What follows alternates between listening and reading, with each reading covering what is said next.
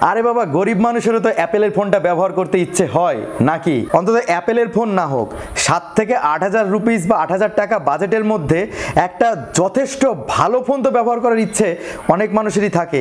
কারণ সবার তো আর বাজেট 15,000, 20,000, 30,000 টাকা থাকে না। তাদের জন্যই না হয় একটা ভিডিও বানালাম।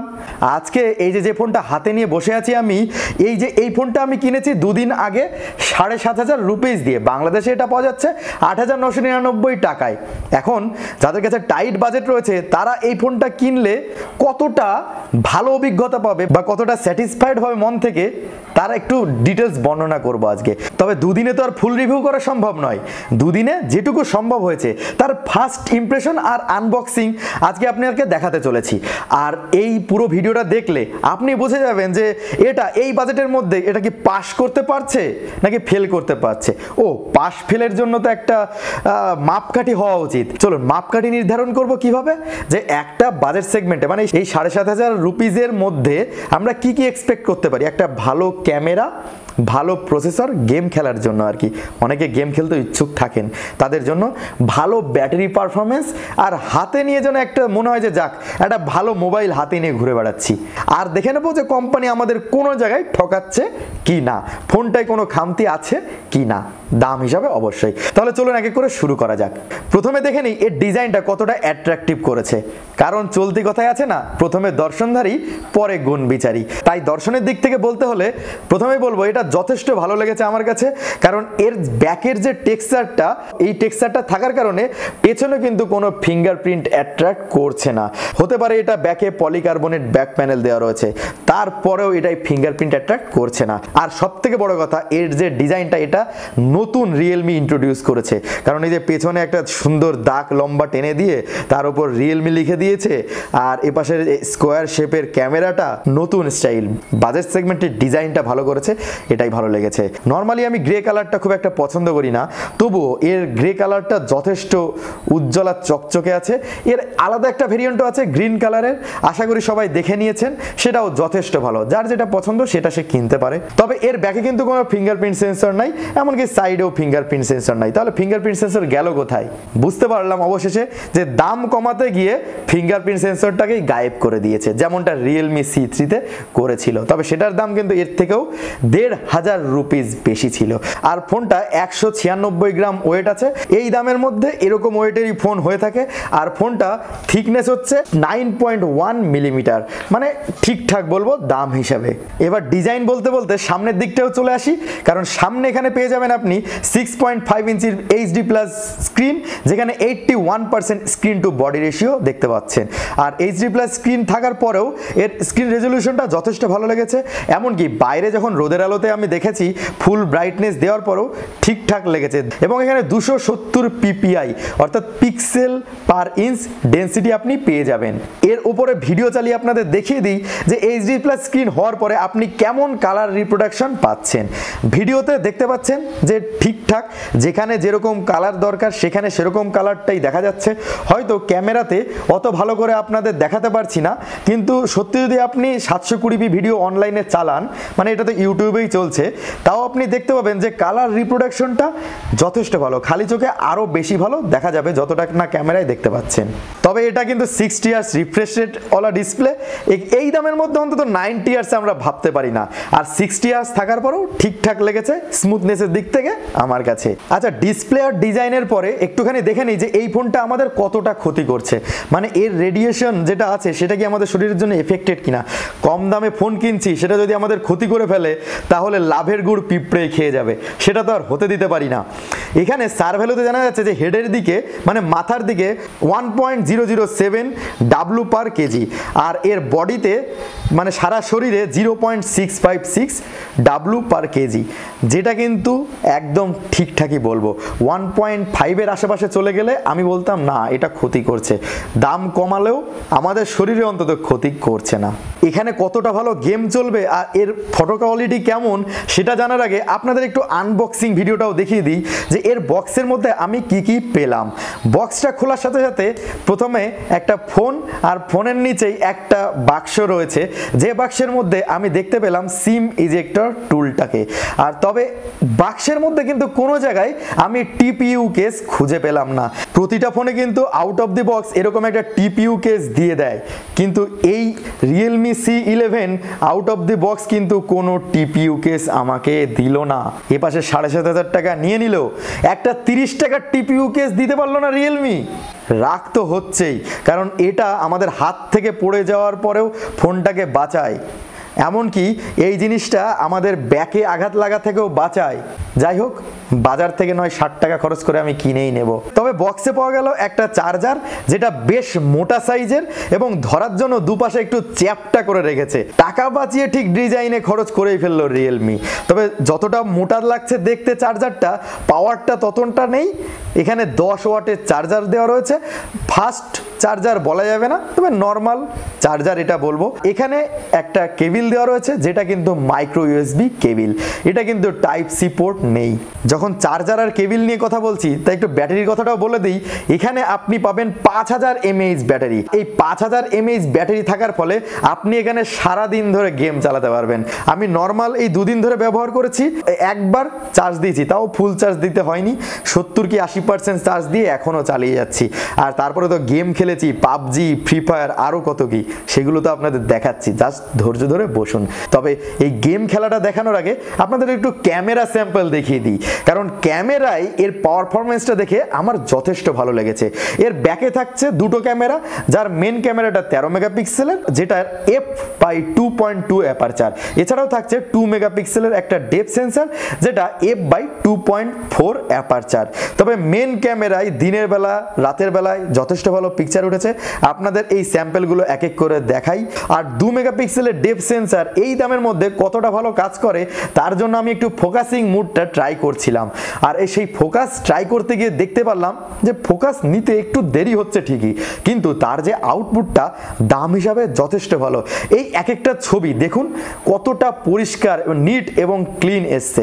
এই বিশেষ করে এখন তো বৃষ্টির সময় বা যে ঝলমলে রোদটা আসছে, সেই রোদে ফুলের কালারগুলো কত সুন্দর ফুটে উঠেছে। লাল ফুল তো লাল রঙের, সাদা ফুল তো সাদা রঙের। তবে শুধু ফুল লতা পাতার ছবি দেখালে তো হবে না, ব্যাক ক্যামেরায় মানুষের ছবি কেমন ওঠে সেটাও একটু দেখে নিই। এমনকি ব্যাক ক্যামেরায় পোর্ট্রেট মোড রয়েছে, সেই পোর্ট্রেট মোডে মানুষের ছবি তুলতে গিয়ে দেখলাম তোলার সময় একটুখানি টাইম লাগছে ঠিকই, মানে সামান্য একটু টাইম বেশি লাগছে পোর্ট্রেট মোডটায় ছবি তুলতে গিয়ে, কিন্তু তার যে আউটপুটটা সেটা যথেষ্ট ভালো লেগেছে।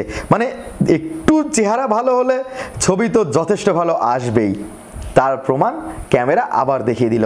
কিছু কিছু ক্ষেত্রে এজ ডিটেক্ট করতে গিয়ে একটুখানি ঝাপসা করে দিচ্ছে ঠিকই, তবে আউটপুট দাম হিসাবে যথেষ্ট ভালো লেগেছে, এটা বলতেই হবে। আর ক্যামেরার সেটিংসও আপনি পেয়ে যাচ্ছেন night mode, video mode, photo mode, portrait mode, এবং মরে গেলেও সেখানে স্লো মোশনের ভিডিও রেকর্ডিং করার সুবিধা, এক্সপার্ট মোড, আবার প্যানোরামা মোড, টাইম লেন্স, এমনকি গুগল লেন্সের সাপোর্টও রয়েছে। এই ফোনটাতে আপনি জুম করতে পারবেন 4x পর্যন্ত, এবং তার আউটপুটটা মোটামুটি খুব ভালো বলবো না, কারণ জুম করার পর অতটা ভালো কোয়ালিটি এমনি ফোনেই থাকে না। এটা ব্যাক ক্যামেরায় ভিডিও, 13 মেগাপিক্সেল ব্যাক ক্যামেরা, সেটা দিয়ে ভিডিও হচ্ছে। স্টেবিলাইজেশন সেরকম একটা নেই, তবে একটু অন্ধকার অন্ধকার হয়ে গেছে, হাতটা নড়ছে কারণ আমি হাঁটছি। আপনারাই জানান যে স্টেবিলাইজেশন কেমন লাগলো। ভিডিও ক্যামেরায় আবার জুমের অপশন রয়েছে, যেমন এখানে এটা 2x জুম, এটা আবার 4x জুম, 4xটাই হাইয়েস্ট জুম রয়েছে ভিডিওগ্রাফি। এবার চলে আসি ফ্রন্ট ক্যামেরায়। ফ্রন্টে এখানে থাকছে 5 মেগাপিক্সেলের সেলফি ক্যামেরা, যার অ্যাপারচার f/2.4। তবে সেলফি ক্যামেরা 5 মেগাপিক্সেল হলেও সেখানে আউটপুট যথেষ্ট ভালো পেয়েছি। দিনের বেলায় ছবি তুলতে গিয়ে পিকচার কোয়ালিটিটাও পুরোপুরি নিট এবং ক্লিন পেয়েছি। আর এখানে 27 mm এর ওয়াইড অ্যাঙ্গেল লেন্স ব্যবহার করা রয়েছে ফ্রন্টে, যে কারণে ক্যামেরার যে ফিল্ড অফ ভিউটা, মানে কতটা এরিয়া কভার করছে, সেটাও ঠিকঠাকই পাওয়া গেছে। তবে অবাক করা বিষয় হলো যে 5 মেগাপিক্সেলের সেলফি ক্যামেরা হওয়ার পরও সেখানে আপনি ভিডিও করতে গেলে 1080p রেকর্ডিংয়ে ভিডিও করতে পারবেন। ফ্রন্ট ক্যামেরার ভিডিও দেখতে পাচ্ছেন 1080pতে রেকর্ডিং হচ্ছে। স্টেবিলাইজেশন তো নেই, একটু আস্তে আস্তে হাঁটছি তাতে হাতটা নড়ছে। যদি দু হাত দিয়ে এরকম করে ঘোরা হয় তাহলে হয়তো একটু স্টেবিলাইজেশন বেশি দেখা যেতে পারে। তবে একটু একটু অন্ধকার হয়ে গেছে বলে ভিডিও কোয়ালিটিটা অতটা পরিষ্কার আসছে না। সূর্যের আলোর দিকে ঘুরলে, মানে সূর্য তো প্রায় অস্তগামী, তবু এই অল্প আলোর দিকে ঘুরলে একটু পরিষ্কার মনে হতে পারে।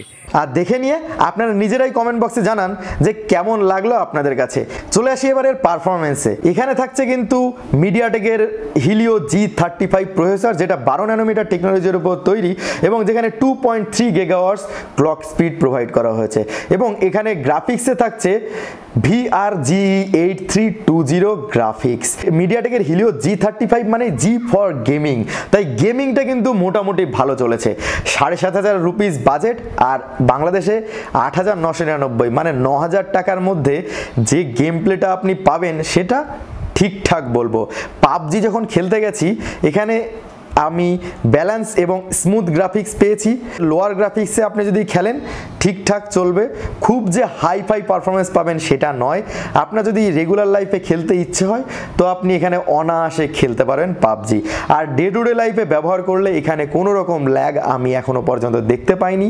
তবে এই ফোনে যে পাবজি চলছে এটাই আমার কাছে ভালো লেগেছে, মানে অবাক করা বিষয়। এটা কিন্তু পাবজি লাইট নয়, পাবজির ফুল ভার্সন। তবে আবারও বলবো ফোনটা কিন্তু গেমিং ফোন নয়।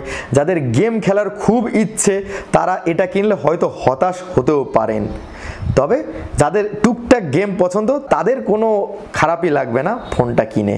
আর এখানে ফ্রি ফায়ার গেমটাও খেলেছি, ফ্রি ফায়ারে কিন্তু আমি কোনো রকম ল্যাগ দেখতে পাইনি। তবে একটা কথা কিন্তু অবশ্যই এবার বলতে হবে যে এর র্যাম যেটা সেটা মাত্র 2GB র্যাম আছে, আর এখানে 32GB ইন্টারনাল মেমোরি আছে। দাঁড়ান চলে যাবেন না, 2GB র্যাম থাকার পরেও কিন্তু এর পারফরমেন্সটা যথেষ্ট ভালো পেয়েছি। 2GB র্যামের ফোনে আপনি পাবজি এরকমভাবে খেলছেন, এটা কিন্তু যথেষ্ট বড় ব্যাপার। তবে র্যাম ম্যানেজমেন্ট দেখাতে গেলে দেখতে পাচ্ছেন যে এটা 41% ফ্রি স্পেস থাকছে। এখানে আমি পাবজি, ফ্রি ফায়ার বা এই সমস্ত গেম ইনস্টল করেছি, তারপরেও এই ফ্রি স্পেসটা পাচ্ছি। তবে 32GB ইন্টারনাল মেমোরি হওয়ার ফলে এখানে মেমোরিটা একটু তাড়াতাড়ি শেষ হয়ে যেতে পারে বলে মনে হয়, কারণ অ্যাভেলেবেল মেমোরি আমি দেখতে পেলাম 11GBর আশেপাশে রয়েছে। আর এখানে gyroscope sensor, proximity sensor, accelerometer sensor, এইসব সেন্সর দেওয়া রয়েছে, যার ফলে পাবজি খেলার সময় আপনি জাইরো অন করেও খেলতে পারেন। আর এই ফোনটা কিন্তু অ্যান্ড্রয়েড 10 থাকছে, আর এই ফোনটায় Realme EY 1.0 মানে ভার্সন 1টা ব্যবহার করা রয়েছে। তবে এতক্ষণ ধরে মনে হচ্ছে বেশ ভালো ভালো কথাই বলে যাচ্ছি, তবে ফোনটায় কি খারাপ কিছু নেই। খারাপ বলতে আমার 2-3টে জিনিস লেগেছে এখনো পর্যন্ত, যেটা হচ্ছে 2GB র্যামের বদলে যদি 3GB দিয়ে দিত তাহলে তো লাইভ জিঙ্গালালা হয়ে যেত। আর নেক্সট যে কথাটা বলবো সেটা হচ্ছে যখন আমি পোর্ট্রেট মোডে ছবি তুলতে গেছি সেই ছবিটা বের করতে গিয়ে মাঝে মাঝে একটু সময় স্লো হয়েছে অন করতে গিয়ে, বা পোর্ট্রেট মোডে ছবি তোলার পর সেটা আসতে একটু টাইম লেগেছে, জাস্ট নর্মাল ফোনের থেকে একটু স্লো মনে হতে পারে। আর 3 নম্বরে যে ড্রব্যাকটা সেটা বলবো, এখানে স্টোরেজ ভ্যারিয়েন্ট দেওয়া রয়েছে eMMC 5.1, যেটা কিন্তু একটুখানি লো। তবে এই বাজেট সেগমেন্টে সমস্ত ফোনে eMMC দেওয়া থাকে, তাই এটাকে আর ড্রব্যাক হিসেবে না ধরলেও পারবেন, কারণ আপনি Realme Narzo 10, Narzo 10A, Redmi 9, এমনকি Realme C3, আবার Realme C11, এই সমস্তগুলোতেই এই eMMC 5.1 স্টোরেজ ভ্যারিয়েন্ট দেওয়া রয়েছে। আর আরেকটা জিনিস তো বলাই হলো না, এই 7,500 রুপিজের ফোনে আপনি Gcam সাপোর্ট করতে পারবেন, মানে গুগল ক্যামেরা এখানে সাপোর্ট হবে। এবার যদি বলেন ওভারঅল ফোনটা কেমন লাগলো, তাহলে বলবো দাম হিসাবে এটা যথেষ্ট ঠিকঠাক। আপনার যদি বাজেট একদম টাইট থাকে, যে বাংলাদেশি টাকায় 9,000 টাকাই রয়েছে বা 8,500 রয়েছে, আর কোনো রকম চেয়ে চিনতে 9,000 বানাতে পারবেন, বা ইন্ডিয়ান টাকায় 7,000 রয়েছে, চেয়ে চিনতে 7,500 হবে, তার বেশি আপনি 1 টাকাও বের করতে পারবেন না, মানে মরে গেলেও আর 1 টাকা বেরোবে না, তখনই আপনি এই ফোনটা কিনতে পারেন। আর যদি আপনি আরেকটু বেশি বাজেট খরচা করতে পারেন তাহলে বলবো Narzo 10A আপনার জন্য বেস্ট হবে। তবে এর ওপর আরও অস্ত্রোপচার কিন্তু এখনো বাকি রয়েছে, সেই অস্ত্রোপচার করার পর দেখব ফোনটা কতটা টেকসই। সেটা জানতে হলে কিন্তু অবশ্যই চ্যানেলে টিকে থাকুন। ভিডিওটা ভালো লাগলে ভিডিওতে একটা লাইক দিয়ে রাখবেন। দেখা হচ্ছে পরের ভিডিওতে আরও এরকম নতুন ইনফরমেশন নিয়ে।